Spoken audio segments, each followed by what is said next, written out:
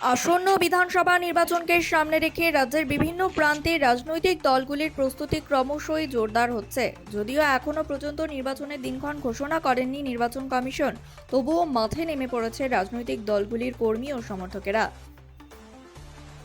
ঠিক এমনই এক ছবি ধরা পড়ল গয়েশপুরে। সাত সকালেই রং তুলি হাতে নিয়ে রাস্তায় নামতে দেখা গেল বিজেপি মহিলা মোর্চার কর্মীদের।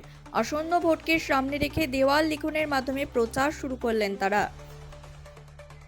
গয়েশপুর শহর মণ্ডলের অন্তর্গত ৮ নম্বর ওয়ার্ডে এদিন এক ভিন্ন দৃশ্য দেখা যায়।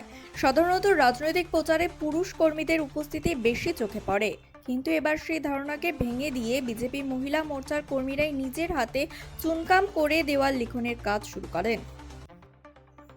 সকালের আলো ফুটতেই একত্রিত হন মহিলা কর্মীরা। হাতে রং তুলি ও চুন নিয়ে তারা এলাকার বিভিন্ন দেওয়ালে দলের বার্তা লিখতে শুরু করেন।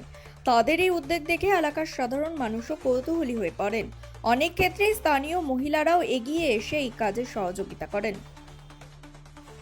রাজনৈতিক বিশ্লেষকদের মতে, আসন্ন নির্বাচনের আগে মহিলা কর্মীদের এমন সক্রিয় অংশগ্রহণ দলীয় সংগঠনকে আরও শক্তিশালী করতে পারে। বিশেষ করে গ্রাম ও শহরের বিভিন্ন এলাকায় এই ধরনের উদ্যোগ দলের প্রচারকে সাধারণ মানুষের কাছে আরও পৌঁছে দিতে সাহায্য করে। এই দিন এই কর্মসূচিতে উপস্থিত ছিলেন বিজেপি মহিলা মোর্চার সভানেত্রী রিমা সাহা। তিনি কর্মীদের উৎসাহ দেন এবং জানান আগামীতেও এই ধরনের কর্মসূচি চলবে। তার কথায়, নির্বাচন যতই এগিয়ে আসছে ততই কর্মীদের মধ্যে উৎসাহ বাড়ছে।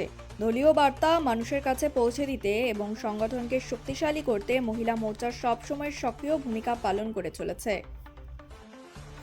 সব মিলিয়ে বলা যায়, নির্বাচন ঘোষণার আগেই গয়েশপুরে শুরু হয়ে গেছে রাজনৈতিক উত্তাপ, আর সেই উত্তাপে এবার সামনের সারিতে দেখা গেল বিজেপি মহিলা মোর্চার কর্মীদের।